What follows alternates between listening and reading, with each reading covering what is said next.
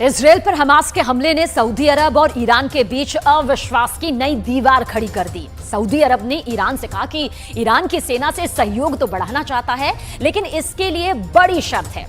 यह शर्त ऐसी है जिसे ईरान कभी पूरा नहीं कर सकता। अब सवाल क्या है? दरअसल सवाल यह है कि क्या यह सऊदी अरब का डबल गेम है?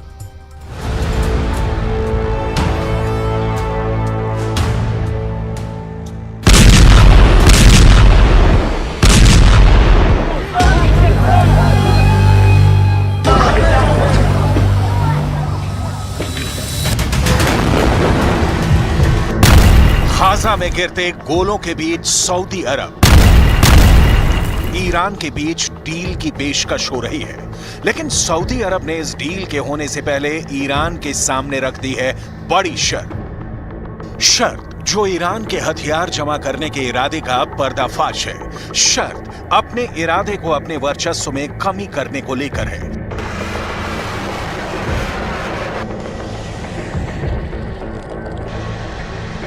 सऊदी अरब ने ईरान के साथ सैनिक सहयोग बढ़ाने के पहले सीधे और स्पष्ट शब्दों में कहा है कि ईरान क्षेत्रीय ताकतों को हथियार सप्लाई करना बंद करे।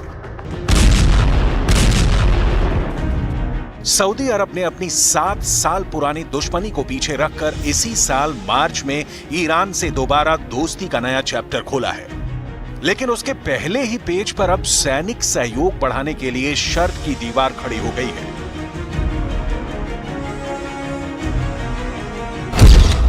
सऊदी अरब ऐसा क्यों कर रहा है? सऊदी अरब ईरान से आखिर चाहता क्या है? ईरान क्यों मानेगा अपने दोस्तों को हथियार सप्लाई नहीं करने की शर्त? क्या सऊदी अरब खेल रहा है डबल गेम?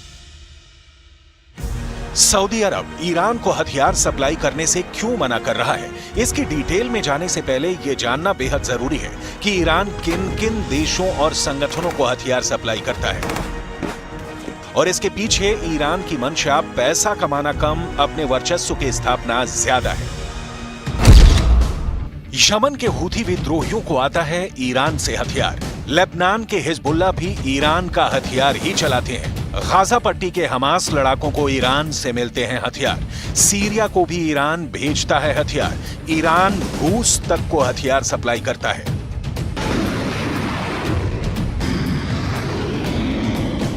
रूस इस वक्त जिन कामिकाजे ड्रोनों का धुआंधार इस्तेमाल यूक्रेन युद्ध में कर रहा है, वो ईरान से ही सप्लाई होते हैं। ऐसे ड्रोन हमास के पास भी होने के कयास लगाए जाते हैं। अब सवाल यह है कि सऊदी अरब से सैनिक सहयोग बढ़ाने के लिए ईरान हथियार के दम पर हासिल अपने आधिपत्य की बलि क्यों चढ़ाएगा? इस सवाल का जवाब डिटेल में दिखाएंगे। इस वक्त सऊदी अरब की इस शर्त के पीछे और पूरे ईरान सऊदी अरब के बीच रिश्तों की नई और बेहद दिलचस्प कहानी को समझना बहुत जरूरी है। सऊदी अरब इस समय कूटनीति की पिच पर बढ़िया खेल रहा है। हमास के इजराइल पर हमले ने सऊदी अरब को ईरान पर नैतिक नकेल लगाने का मौका दे दिया है। कैसे? इसे विस्तार में समझिए। सऊदी अरब अमेरिका का खाड़ी में सबसे बड़ा सहयोगी है, लेकिन सऊदी अरब अब चाहता है कि सैनिक सहयोग में अमेरिका पर निर्भरता कम की जाए। तो इसके लिए सऊदी अब ईरान से हाथ मिला रहा है। अब देखिए, ईरान अमेरिका का दुश्मन नंबर 1 है। ईरान से दोस्ती भी सऊदी अरब की चीन ने करवाई। चीन भी अमेरिका की दुश्मनी वाली लिस्ट में टॉप पर है। अभी और देखिए, ईरान नाटो देशों की चेतावनी के बावजूद रूस को हथियार सप्लाई करता है। मतलब ये कि सऊदी अरब एक तरफ ईरान से दोस्ती गाढ़ी कर रूस और चीन के करीब देखना चाहता है, दूसरी ओर ईरान को अमेरिका की ओर से यह समझा रहा है कि वो हमास को हथियार सप्लाई करना बंद करे। मतलब ये दिखाने की कोशिश हो रही है कि सऊदी अरब ने अमेरिका के साथ वही पुराना रिश्ता अब भी कायम रखा है। सऊदी अरब और ईरान के बीच दोस्ती और दुश्मनी एक ही सिक्के के दो पहलू हैं। ये दोनों खाड़ी देश अपना वर्चस्व स्थापित करने के लिए लड़ते रहे हैं। यहां तक कि मार्च 2023 में दोनों देशों के बीच जो दोस्ती स्थापित हुई है, वो भी सुविधाओं वाली शादी की तरह है। आपको आगे दिखाएंगे कि ईरान हथियारों की दौड़ में इस वक्त कहां से कहां पहुंच गया है और ईरान क्यों नहीं छोड़ेगा हथियार सप्लाई करना। लेकिन अभी सऊदी अरब की ईरान से दोस्ती की असली मंशा।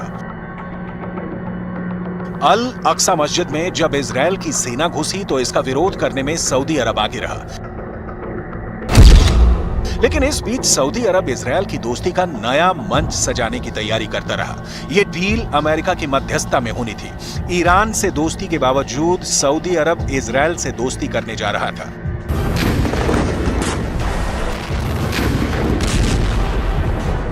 ऐसा इसलिए क्योंकि सऊदी अरब को गाजा से ज्यादा चिंता अपनी है, इजरायल उसके लिए फायदेमंद है। तो एक तरफ तो सऊदी अरब इजरायल को गले लगा रहा था, दूसरी ओर ईरान से गलबहियां कर रहा था। हमास के हमले ने सऊदी अरब के इस दो तरफा चरित्र को बेनकाब कर दिया। जिस अल अक्सा मस्जिद में इजरायली सेना के घुसने को हमास ने पूरी दुनिया में इस्लाम के खिलाफ हमला बताया, बदला लेने के लिए इजरायल पर हमला कर दिया।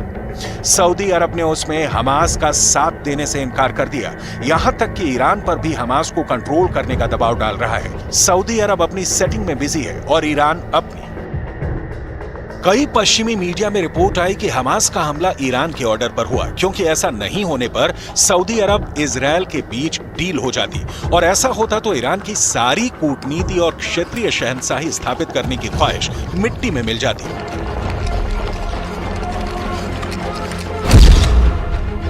यहां बिल्कुल संक्षेप में समझना जरूरी है कि सऊदी अरब ईरान के बीच की दोस्ती ईरान पर कैसे भारी पड़ती। इजरायल सऊदी अरब डील होती तो ईरान क्यों होता परेशान?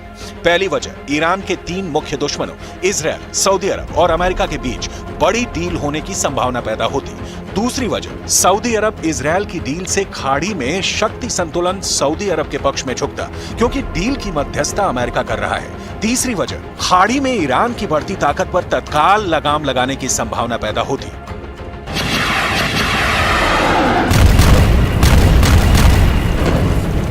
तो ईरान ने सऊदी अरब और इजरायल में डील होने से पहले हमास के हमले वाली चाल चल दी। लेकिन सवाल उठता है कि शाम अलग, सुबह अलग राय जाहिर करने वाले सऊदी अरब और ईरान के बीच की दोस्ती क्या कभी पक्की भी होगी, जिसमें भरोसे की ईंट होगी? इतिहास इस मिलन के खिलाफ खड़ा है। बहुत कम शब्दों में समझिए, सऊदी अरब ईरान की दुश्मनी की 7 साल पुरानी खूनी कहानी कब, कैसे और क्यों लिखी गई। सऊदी अरब और ईरान के बीच पिछले कई दशकों से क्षेत्रीय प्रभुत्व के लिए संघर्ष जारी है, जो धार्मिक विभाजन के चलते गंभीर हुआ है। ये दोनों ही मुल्क इस्लाम की अलग अलग शाखाओं को मानते हैं। ईरान एक शिया बहुसंख्यक देश है, जबकि सऊदी अरब सुन्नी बहुल देश है। सुन्नी और शिया कानून, धर्मशास्त्र और संगठन जैसे मामलों में अपने अलग अलग नियमों का पालन करते हैं। इन दोनों समुदायों के नेता प्रभाव के लिए एक दूसरे के साथ संघर्षरत रहे हैं।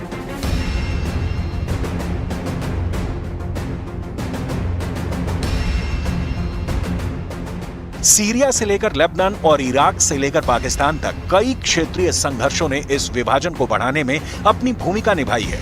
कहीं कहीं इन संघर्षों ने पूरे समुदाय को ही तोड़ दिया। ईरान यमन के हूथी को इसलिए सपोर्ट करता है क्योंकि वो शिया है। लेबनान के हिजबुल्लाह को भी इसलिए सपोर्ट करता है क्योंकि वो शिया है। इराक में भी सपोर्ट पहुंचाता है क्योंकि वहां भी शिया मुसलमानों की अच्छी तादाद है। लेकिन ये ध्यान रखने वाली बात है कि ईरान हमास को भी सपोर्ट करता है, जो सुन्नी है। लेकिन यहां मामला इजरायल के खिलाफ है, तो ईरान तो हर उसके साथ है जो इजरायल को अपना दुश्मन बनाते हैं।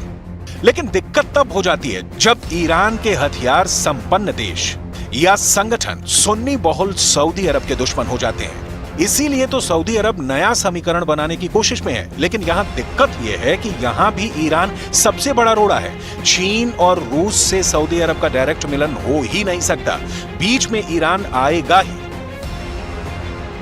और फिलहाल सऊदी अरब के पास इसका कोई हल नहीं है, लिहाजा सऊदी अरब का डबल गेम जारी है।